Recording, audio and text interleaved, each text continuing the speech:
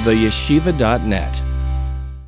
The Maggid of Mezrich was one of the great spiritual leaders and teachers of his day. We don't know the year he was born.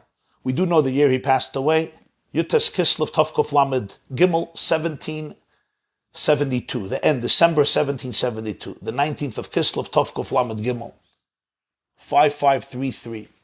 He was the successor of the famous Rabbi Yisrael Baal Shem Tov, founder of the Hasidic movement, who passed away in the year Tovkov Chav 1760 on Shavuos.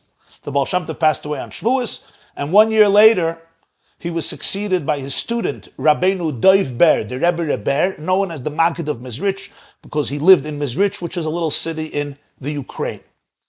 The Baal Shem Tov is buried in Medjugorje, also in the Ukraine, passed away Shavuos. A year later, the Maggid took him over, succeeded him Shavuos Tovkov Chav Aleph, Shavuos 1761, and he was the leader of the young fledgling Hasidic movement for the next 12 years until his passing in 1772. The Maggid of Mezrich, Reb Doiv Ber, has a very powerful, homiletical Hasidic teaching on another mission in the ethics of the fathers, Pirkei Avos, Perek Gimel. And I'll read to you the Mishnah and give you the translation. It's a very sharp and potent translation. And the first time I saw it, it was like, ouch. I'm laughing, but it was like, wow. If you're sensitive and you're open to it, it can hit the spot in a positive way. So the Mishnah says in Pirkei Avos, Ethics chapter 3, Reb Yaakov says, Hamahalach b'derech, if somebody is walking on the road, he's taking a hike, v'shoyne, and he's learning Torah, umafsik m'mishnaseh, and he interrupts his learning. Literally, he interrupts himself from his learning. V'oimran, he says, Manoy ilonza, how gorgeous is this tree? Manoy nirza, how beautiful is this landscape? Maila lavakosov kilomischayev benafshay. The Torah considers it as though he endangered his life. He put his life into danger. It's a very difficult Mishnah to understand. This person was walking. He was taking a hike. He was taking a stroll. He was taking a walk. He was traveling. He's on the road. And he's learning Torah. Either he's thinking Torah, he's talking Torah to himself, he's schmoozing with somebody else. And then he interrupts his learning. And he extols the beauty of the landscape. Beauty of the tree. The beauty of the landscape. So he says the Torah considers this a mortal sin, a fatal sin. It's like endangering his life. But what did he do? He was praising God's creation. In fact, our sages instituted many blessings that we make when we observe various phenomena of nature that triggers a sense of gratitude and wonder and marvel. Our sages themselves. You look at King David HaMelech in the book of Psalms. Often he extols the beauties of creation. The famous Baruch Nafshi that we're going to say on Rosh Chodesh. Psalms chapter 104, Baruch Nafshi, where he goes into Marabu, Masech, Hashem, Kulu B'chacham Asisa, the diversity and the wisdom of creation and of every creature. It shows the brilliance, the marvel. Maimonides writes in the Laws of the Foundations of Torah, Hilchos Yesod Torah, chapter 2, that there's a mitzvah to love God and have fear of God, awe and reverence, and how do you achieve it? And he says, B'shasha yizboinen, b'ma'isa v'bruyim anefloim, when you contemplate on the extraordinary creation that the Rebbeinu Shalom, that God has created, and he elaborates on it at length, and he says, that's why I'm dedicating a few chapters to discuss some of these marvels and wonders of creation. What does Rabbi Yaakov mean? So there are different interpretations that have been presented throughout the generations. One is a homiletical interpretation by the Maggid. And to appreciate his interpretation, we have to focus on the words. It says, Hamahalach b'derech. He's walking on the road. V'shayne, he's learning. Umafsik b'mishnaseh. And he interrupts himself from his learning. It seems redundant, right? I could have just said he was learning, umafsik, and he interrupted. He interrupts. We know what he interrupts, whatever he was doing. It's like if I'm talking and you interrupt me, I say, stop interrupting.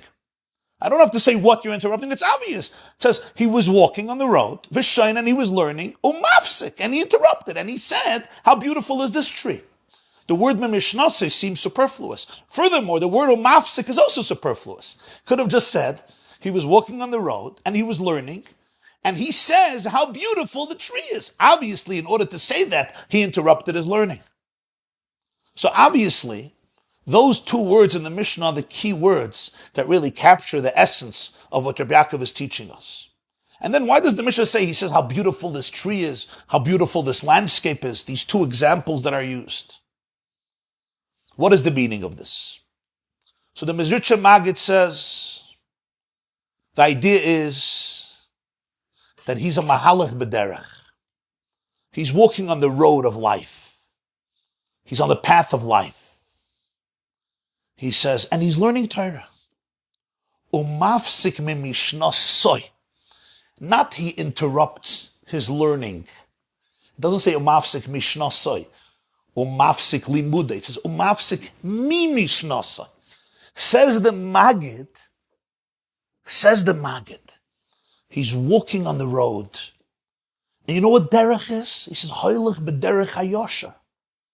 Hamahalech b'derech. He's actually walking on the right path. Derech. He's on the derech, like you say. On the derech, off the derech. This guy is on the derech. Marvelous interpretation. In fact, the beginning of chapter 2 of Pre-Shavuos is Rebbe Yomer Ezi Derech Yisharish Yavar Layadam. Let's talk about the right path. So chapter 3, this guy is walking on the right path. Umavsik. But that path gets interrupted. Mimishnase, from his learning. It's the learning that causes him and takes him away from the right path. Umafsik. The hefsik, the interruption happens mimishnase, from his learning. It's the learning that causes this interruption. Why? He's learning Torah. The answer is because what happens sometimes is, the Maggid says, Shabbasaloi gadlos v'hispirus machmas mishnase.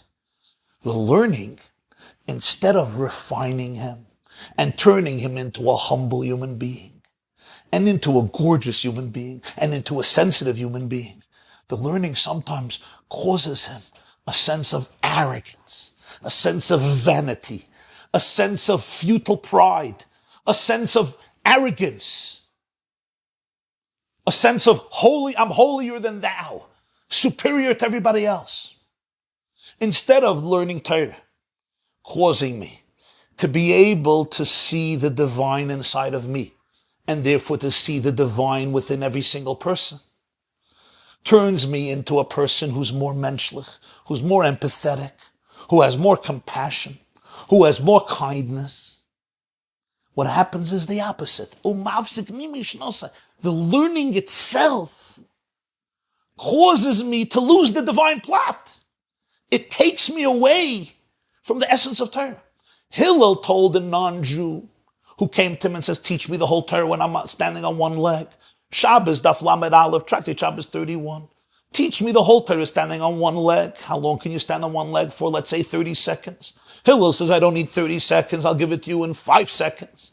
What you dislike to be done to you, don't do to anybody else. That is the whole Torah. Everything else is commentary. Now go study the commentary. In other words, Hillel, the great Hillel, who lived around 100 years before the destruction of the Second Temple. And he founded the school of Beis Hillel. And he wanted to describe what is the whole Torah, the essence of Torah. It's basically treating another person like you want to be treated yourself. And everything else in Torah is commentary on this statement. So that means that anything I'm learning in Torah is supposed to bring me to a deeper place of love, a deeper place of connection, a deeper place of the awareness of somebody else, a deeper place of midas tovos, of powerful values that make me sensitive and empathetic and understanding the plight, the needs, the condition, the reality of another person. In other words, real Torah makes me a less judgmental person, a more expansive person. It allows me to see the godliness in every person and really in every creature and every reality that exists in the world. It allows me to see the ruchnius, the koyach hapoyel benifel, the spirituality in every single reality. But in this case, the Maggid says, Umafsik mi mishnasa. From the Mishnah itself, from the learning itself, he gets severed. As the Gemara says in Masechta Yuma, that sometimes the Torah, if a person has a schus, the Torah becomes samchayim, becomes a potion for life. Lo yizacha, says the Gemara in Yuma. People are learning now Yuma.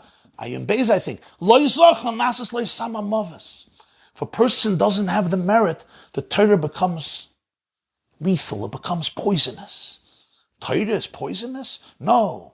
Lo yizacha, nasas lo yisama mavas. Torah is holy, Torah is divine. But the way the person registers it, internalizes it, absorbs it, it becomes poisonous for him. Nasa lo yisama mavas. Sometimes you can have the greatest vitamin in the world, but for this person, it's poisonous. Because this person misconstrues, this person misinterprets, this person doesn't understand. They're absorbing and utilizing the Torah to feed their own traumas. And when I'm using the Torah to feed and sustain my own traumas, my own fears, my own insecurities, my own narcissism, my own OCD, my own personality disorders, my own mood disorders, my own mental illness, my own depression, my own psychosis, my own borderline, or whatever other illness or challenge I'm dealing with, physical, emotional, psychological, spiritual.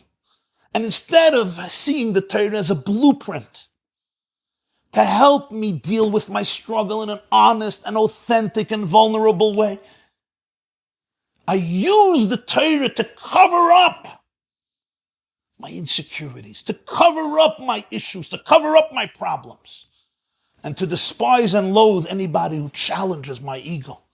And sometimes the more I learn, the more dangerous I become. And the more I learn, the more narcissistic I become.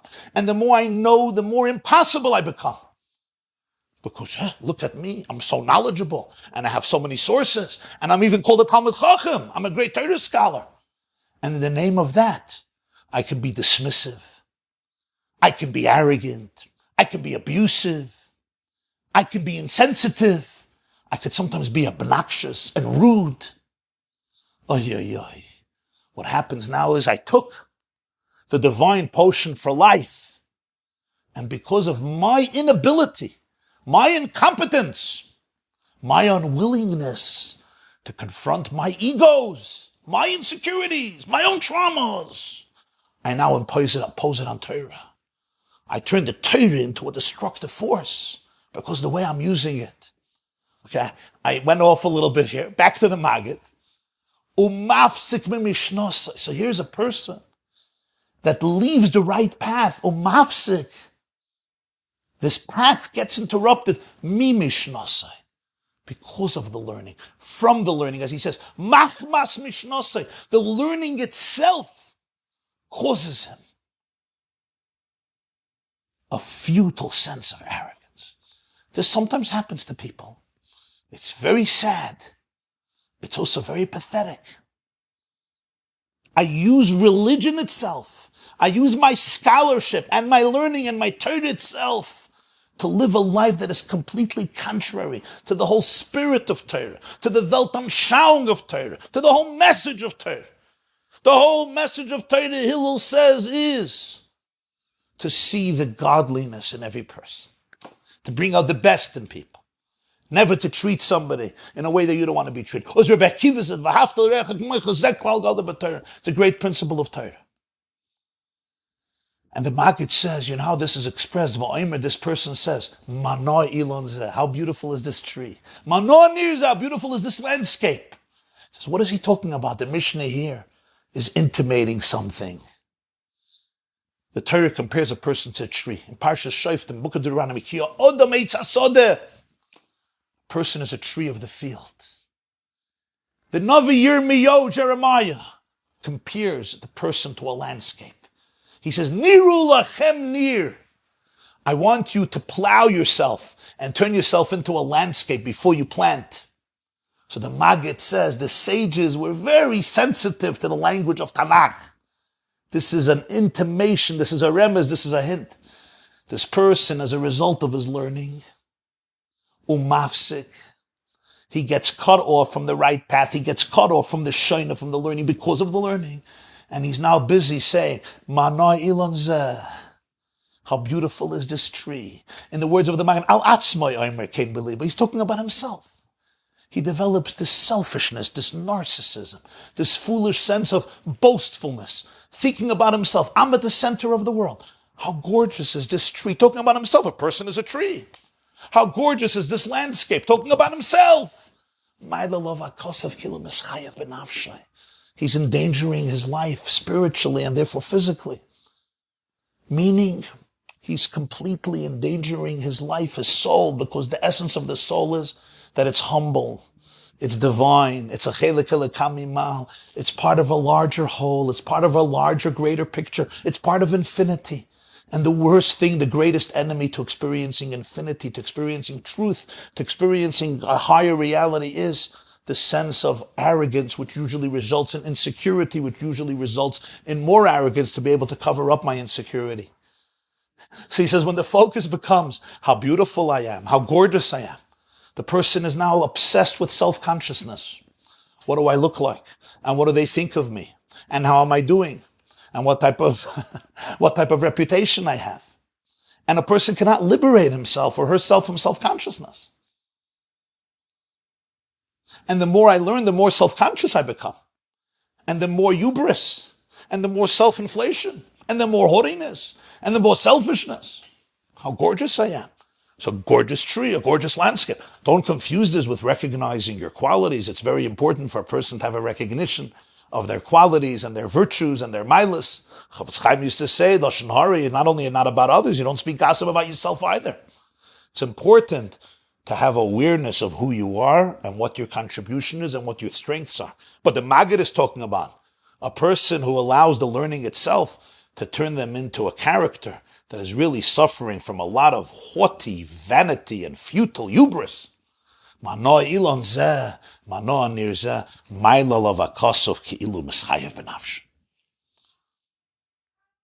Here we have a classic example and interpretation, just chose one, of the concept of how important it is that the learning of Torah, the practice of Torah, comes together with a sense of decency, menschlichkeit, humility. A wonderful story I heard from the person himself. It's a Jew who lives in Pittsburgh, a very special man. His name is Reb Meir Goldwasser. And Reb Meir told this to me a number of years ago. He says, I was a yeshiva boy, learning in Tellstone, in Eretz Yisrael. He said, when I was living in America, I think he was learning in the Tells in Cleveland, in the Tells yeshiva. He said, throughout my years, I would often phone Reb Moshe Feinstein, Zechet Tzadik Livracha. Reb Moshe lived on the Lower East Side of Manhattan. He was the Rosh Yeshiva of Mesivta, Tiferes Yerushalayim, for many years. And Reb Moshe, anybody who knew him and remembers the Lower East Side of those days, lived a very humble life. You know, he walked himself and he answered the telephone himself and anybody could come over to speak to him. And by the way, the Lower East Side till today retains a certain shtel because of Reb Moshe's influence over so many decades, just for the record.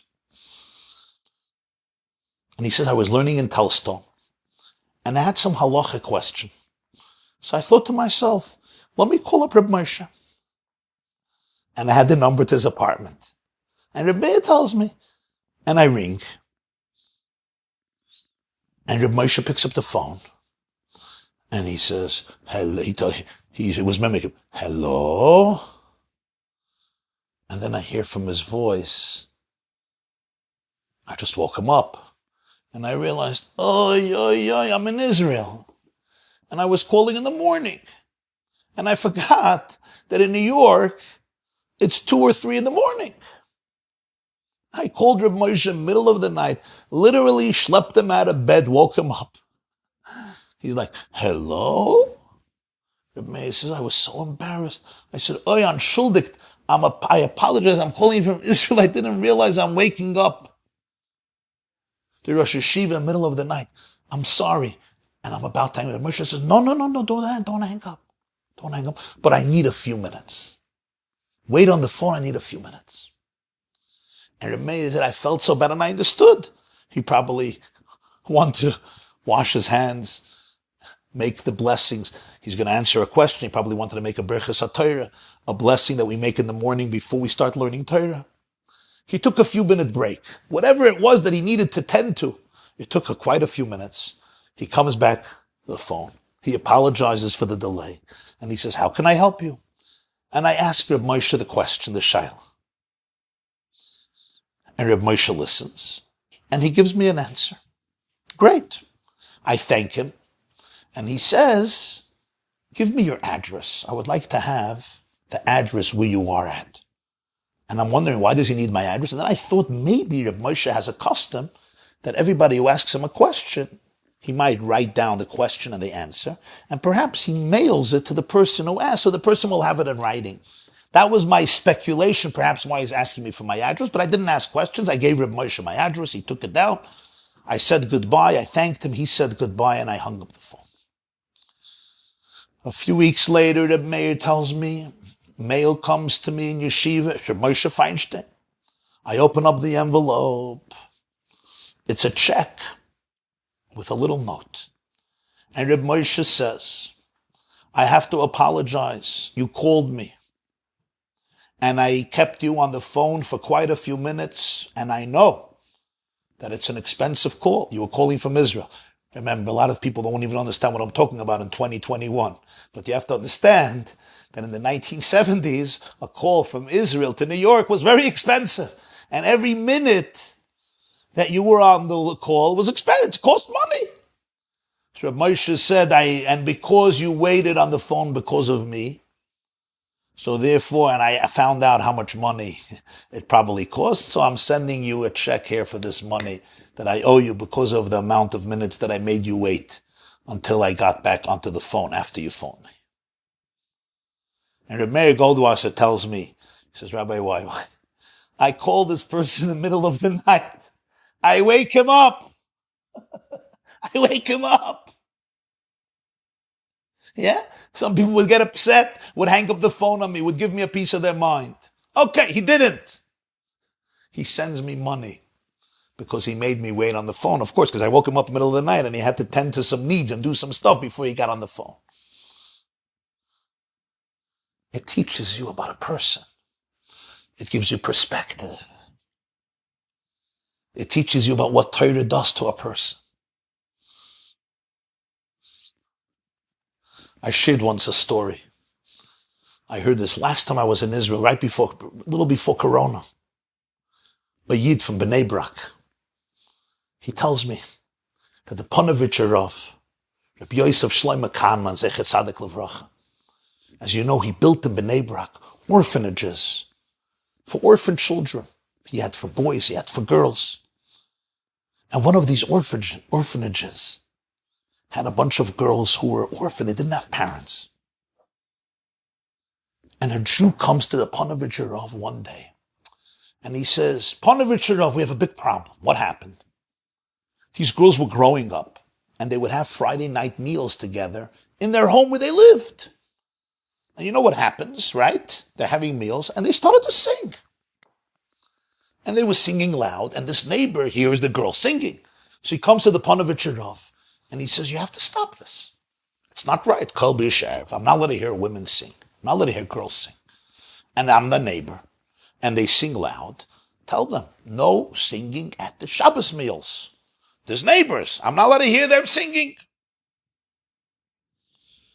The Ponevezher Rav understood that this is it's a delicate question. He wasn't just going to go tell the girls no singing anymore. So he told the Jew, I hear the problem.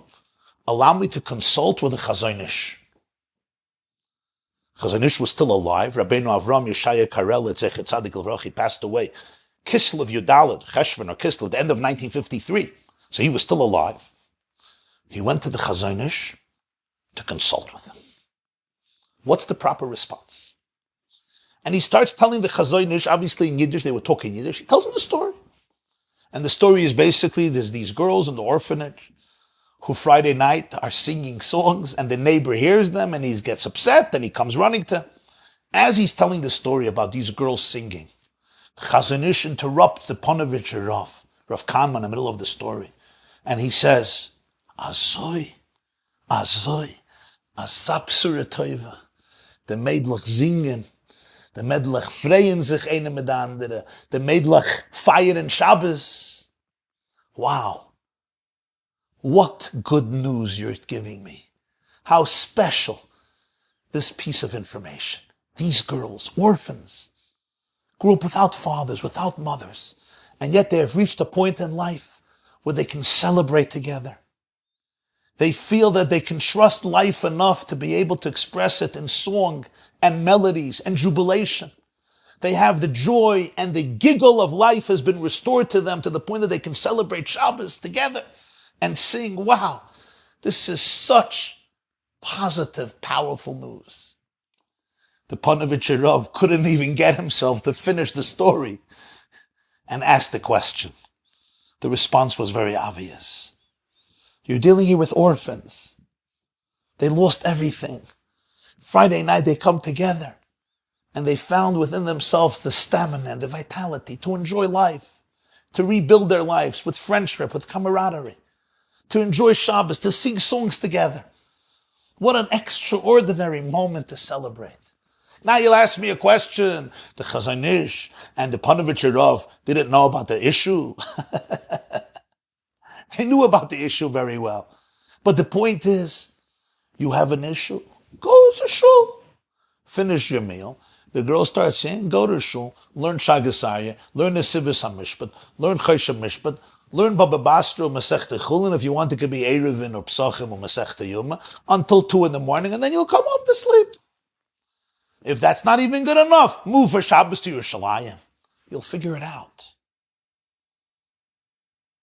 But when Yiddishkeit is divorced from that empathy, from that connection to people's feelings, from understanding who people are and what they're going through and appreciating their backgrounds and their challenges, their journeys, then the Torah itself becomes a samamav, as the Torah itself is stripped from its dignity, not because the Torah Khalil is stripped, but because the person absorbing it, completely misconstrues it. They don't get the point. It's a great story. I once heard by Hasidim, they're very careful about gebrochts. Matzah shouldn't get wet on Pesach. This is one of the stringencies in the world of the Hasidim. And the reason is, after the matzah bakeries were introduced, they felt that the matzah is baked so fast. The Balatanya has a tshuva about this, famous tshuva. Matzah is baked so fast, and therefore perhaps there may be some particles of flour that weren't baked, and if the matzah gets wet, it can become chametz. This is called the stringency of matzah shreya gebrochts. There was once at a meal, a Pesach meal, of the previous Lubavitcher Rebbe, Rabbi Yosef Yitzchok Shneis and Rebbe Rayatz. Passed away in New York in 1950. And there was a Jew there who came from another community, and there was what's called vinaigrette on the table. You know what vinaigrette is? Like beets. And he took his matzah, and he dipped it in the beets. Now, among many Hasidim, they're stringent not only not to dip the matzah in water, but any liquid. So he dipped the matzah in the beets, in the beet sauce, in the beet liquid, in the beets, whatever there was on the table. So the person or the people standing near him, the yeshiva boys, got very upset. In front of the Rebbe, in front of the Rebbe Rayatz, he's making the matzah wet. So they gave him a piece of their mind. They told him, what are you doing? The Rebbe was on the other side of the table, and he asked Reb Shmuel Levitin, was one of his Hasidim, what's the commotion there? So Reb Shmuel found out, and he said that there's a Jew dipped the matzah in the beets. They got upset. They're telling him it's not what we do. It's inappropriate. You don't do it. And the Rebbe looked at them, and he said these words in Yiddish. Besser a roiten matzah v'a roiten ponem. Better a red matzah than a red face. It's not that he didn't care about the matzah being dry. He cared a lot about it. It was a serious stringency by Hasidim that comes from the Balatanya. But you have to understand, if your stringency is going to cause you to humiliate somebody, to cause him to blush, by denigrating him, by dismissing him, by disrespecting him, by delegitimizing him, he says, better a red matzah than a red face. Sometimes, though, I just heard a beautiful story that Reb Shmuel Birnbaum, famous Gaon Reb Shmuel Birnbaum, was the Rosh Hashiva of the Mir, Seichet Tzadik Livracha. And he spoke at the Shloshim of a Jew here from Muncie. His name was Reb Eliyahu Shraga Newhouse, Zechrona Livracha. Passed away Shavuos 23 years ago. So at his Shloshim, Reb Shmuel Birnbaum spoke. Reb Shmuel said that in the yeshiva of Baranovich, Oihel Torah Baranovich, it was the yeshiva of Reb Elchanan Wasserman, Hashem Yinkem Damai, who was murdered in Kovna in 1941. There were two boys, and they were close friends. One was a Litvish Bacher, and one was a Chassidish Bacher. One came from Lithuania, and one came from a Chassidic home, Chassidic community. And he says they were very close friends. The person telling the story, Reb Avram Newhouse, the son of Reb Shragi Newhouse, who heard it at the Shloshim of his father, said it sounded from Reb Shmuel that he was the Bacher. It's a story that he didn't say it clearly, but it sounded from him that he was the person with whom the story happened. And he said one day the Litvish Bacher saw the Hasidic Bacher writing a letter to his Rebbe. He wrote a letter. And in the title he wrote, Harav Hagon Hatzadik. Gon means a great genius. A great Gon, tremendous scholar, great Torah mind. Tzadik means a righteous person. So he was a Litvish Bacher, a Lithuanian Bacher, with all the connotations. So he says, your Rebbe might be a Tzadik, but he's not known to be a Gon. He's not known to be a Gon. It's not his thing. Do you feel that this is an accurate and authentic title? So Reb Shmuel says, the Bacher responds to this boy, and again, it sounded like it was to him. He says, Torah has many, many sugyas. Torah has many, many dimensions. Sometimes there's a Gon in Shnaim Oiches and Betalis. Sometimes there's a genius in analyzing the Mishnah, the beginning of a Mitzvah of two people who come to court, both holding on to a cloak, and everyone claims Kula Shali. And he's brilliant in analyzing it and dissecting it and explaining it and deducing from it and expounding on it, etc. So, but sometimes you have somebody who's a Gon in V'ahavta l'reacha kamoicha. It's also a part of Torah. He's a genius in loving another person like you love yourself. He's a genius in that. And sometimes there's a Gon in V'ahavta Hashem Elokecha. A Gon in Avos Hashem. He says, trust me, my Rebbe is a Gon. It may not be a Gon in things that you consider the only thing, the only topic that is worthwhile to be a genius. And Reb Shmuel Birnbaum apparently was very moved by the answer. And he introduced it by the shloshim of this person who was a legendary Bal Chesed, a legendary Bal Tzedakah. The truth is, if I may say, it's all one. It's not even separate things. It's not like you're a Gon in Shnai Mechz and Betalis, and you're a Gon in V'ahavta L'reacha Kamocha. It's really all one and the same thing. Because Torah, first and foremost, is divine. It's not about intellectual, mathematical equations. Not about who has a greater IQ, so I can outdo you in learning. The key essence of Torah is Kirvas Alikim. It's divine wisdom. It's the divine will. So the only way I can be a conduit for divine wisdom is through humility, through cultivating my own spiritual refinement. And when I cultivate my own spiritual refinement, I see the goodness in people. I accentuate the goodness in people. I see the godliness in people. But sometimes people hear these ideas, but sometimes we still see it more as another ritual, another law.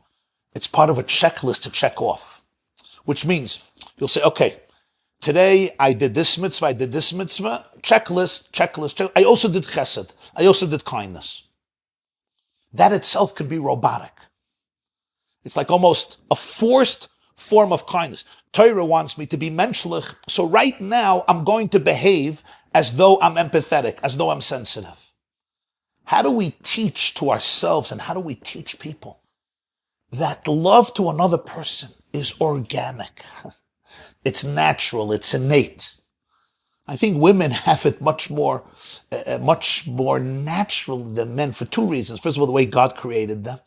And second of all, that sometimes the way we learn in yeshiva with such a focus on intellectual rigorousness and precisions takes away people from their natural emotions and empathy. It's probably much better today. But I remember sometimes when we're learning in yeshiva, there's so much focus on intellectual brilliance and creativity. And sometimes the person who's celebrated is the person who can prove everybody else wrong. And then you think that those are the skills you need to bring into marriage as well. So if I'm in yeshiva and my teacher, my Rebbe, is giving a presentation, a shir, and I can prove him wrong, and I can come with a source that show that the foundation of the presentation was erroneous, or I can prove a colleague of mine, a friend, wrong, and I'm right. I'm considered a success story of the yeshiva. Now I graduate yeshiva, I go into marriage. So naturally, I want to bring the skills from yeshiva into my marriage. So what's the greatest thing I can do? Prove my wife wrong. And that's what happens. And in a marriage, it's disastrous. What proved so successful in yeshiva, what made you the success story in yeshiva, makes you the failure story in your marriage. You don't need to prove your wife wrong. So there is this divorce, this separation between Torah and real life. But the truth is that if my focus in yeshiva is to prove you wrong and to prove my teacher wrong so I could show you how brilliant I am, tells the Maggid here, you're missing the whole point of Torah. Of course I want to seek the truth. And of course if I feel that my teacher is not explaining it to me correct and I have a real question, I have to ask. And of course, if I feel that my friend is not explaining it right and I have a better approach, I should present the approach. But the focus is searching for the truth. The focus is humility. The focus is emes. The focus is bittul. The focus is was will der Eibishter, nicht was ich will. Focus is what God wants, not what I want. And then when you take that into your marriage, it's a whole different story. You taking that humility into your marriage, that refinement into your marriage, then it's a whole different type of relationship. Oh, my dearest friends, my dearest, holiest friends, sometimes people see chesed and avos Yisrael as just something else to check off. It's like, I also have the perfection of chesed. It's like, how do we teach ourselves? How do we teach people about an inherent, internal, organic experience of empathy? Not just this fake smile that I put on in order to be able to tell myself, I also have the quality of kindness and therefore I'm going to get a better portion in Gan Eden. But just a warmth. A warmth. Torah needs to come with derech eretz, with varmkeit, with menschlichkeit, with appreciating the godliness in every person. That's what Torah is all about. Torah is making you sensitive to the perspective of the divine in everything in the world, a beginning in a person, in a mind, in a soul, in a heart. How can it be that somebody in the name of halacha doesn't hear the cry of a woman who's being abused? Or of a man who's being abused? How can somebody who's steeped in Torah be insensitive to the cry of a child who was hurt or traumatized or abused? How is that possible? What type of Torah am I teaching? Are we teaching? What type of Torah am I absorbing? How can it be that instead of Torah cultivating and creating within people that which Torah has to create within people, people who are the most sensitive and the most empathetic to the plight and pain of the other people. People who live and breathe, Lo samad al dam reyach, I will not stand idly when I see somebody's blood being spilled. People who emulate the first teacher of Moshe who goes out to his brothers. He's not stuck in his cocoon. Vayigdal Moshe vayetze alecha. He becomes great and he goes out to his brothers. And the Medrash says, what makes him great? That he goes out to his brothers. He could stay in his palace, but that doesn't make him great. Vayigdal Moshe goes out to his brothers, and the first story we know about the first greatest Rosh Yeshiva and Rebbe, Moshe Rabbeinu, was what? He sees an innocent Jew being abused and beaten, and what does he do? He stands up to the criminal, and he saves the person. That's the first story we know about the first and greatest teacher. of Torah in all of history, the man who we still call Moshe Rabbeinu, he's our Rebbe, our teacher, till this very day, Torah Tzivilanu Moshe, Zichru Torahs Moshe Avdi. That's what Torah does to a person. Torah cultivates within a person that when you see a crime happening on your block, in your shul, in your neighborhood, in your community, instead of me being passive and instead of turning an eye, instead of saying I'm busy learning and I'm going to go back to my books and bury myself in my books, how can I go back to the books when the whole book is here to tell you that loisamad al dam reyacha, that zeklal gadol b'Torah, that the essence of Torah is to treat another person with kindness and respect. The essence of Torah is to have a relationship with Hashem. And if you love Hashem, you love His children. Somebody who tells me, I hate you, but I love you, but I hate your kids. You don't love me. If you love me, you love my children, you love what I love. So you're screaming, V'haftas Hashem Elokecha, you love Torah. But there's somebody suffering. There's a child. There's a teenager. There's a woman here who's been abused for years by her husband. How could you be quiet? In the name of Torah. The people who carry the flag of Torah, the people who carry the flag of halacha, they have to be the embodiment of empathy, of sensitivity, of standing up to any situation where an innocent person is being neglected or abused or mocked, downtrodden, dejected. Instead, we sometimes use the Torah to defend criminals and to defend our own criminal actions. We lose the plot. Besser aroit matzah, v'aroiten ponem. Let me conclude with a story. I heard a story this last Friday night. So I never shared it before because I never heard it before. I was at a bar mitzvah. Of a close friend of mine, Rabbi Yaakov and Chami Elbogen, who made a bar mitzvah of their son, Eliyahu Shraga, Shlita. And there was a guest who came from Eretz Yisrael for the bar mitzvah. His name is Rabbi Yankel Grossman. Rabbi Yankel Grossman is a Tayir Yid.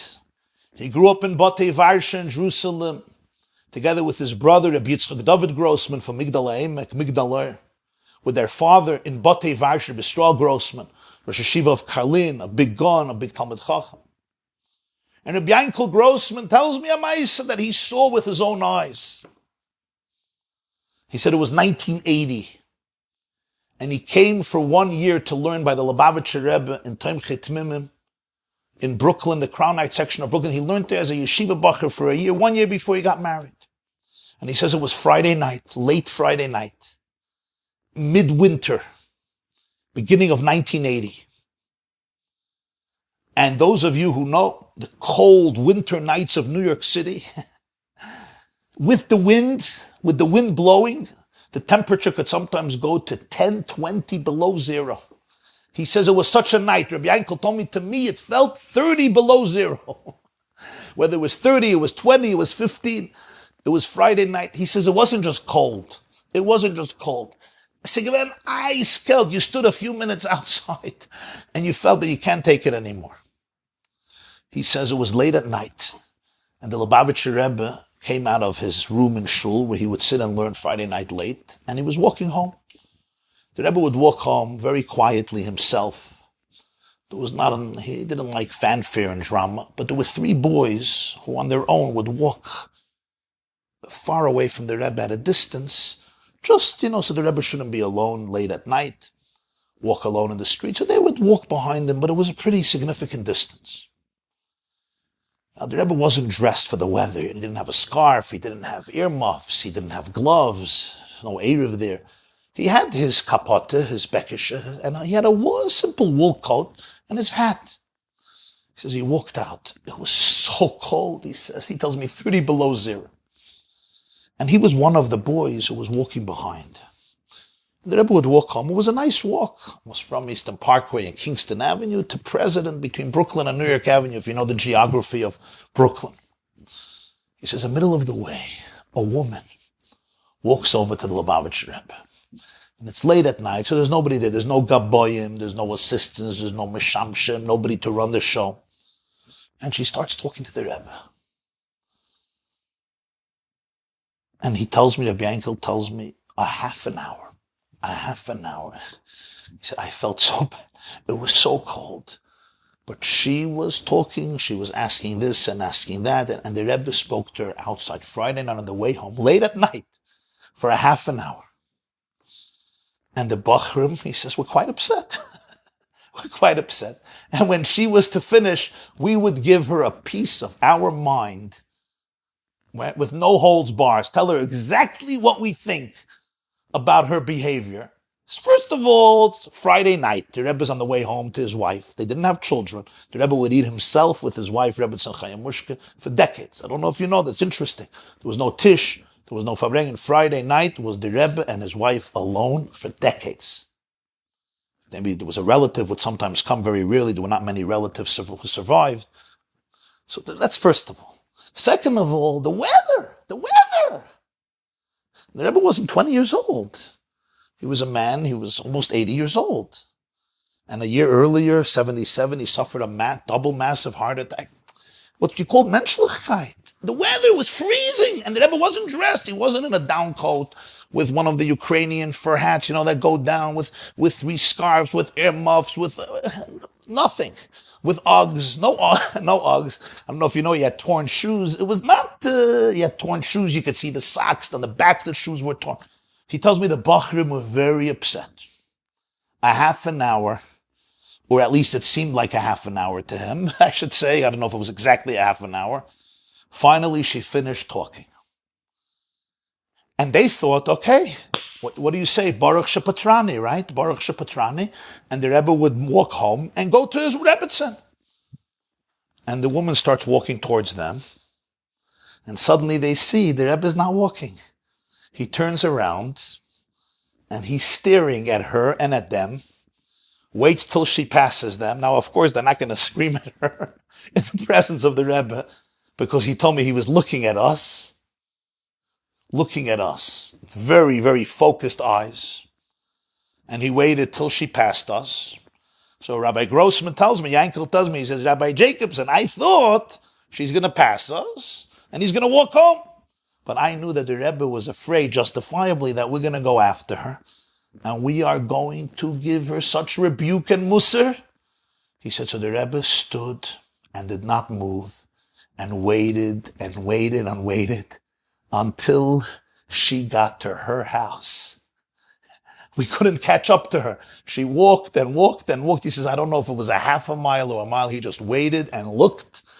Maybe he also waited for her to get home because of other reasons, maybe because of the hour at night, when she was completely gone from our eyesight and we could not catch up to her, and he felt she was safe. He turned around and he went home, and we followed him home. A little story, but it teaches you so much, my dear friends, about what Torah does to a person. What a Ben Torah is, and what a Bas Torah is. In these small little moments, it teaches you that the foundation of foundations is menschlichkeit, empathy, love, affection, sensitivity, connection. And the more religious, the more sensitive. The more God-fearing, the more empathetic.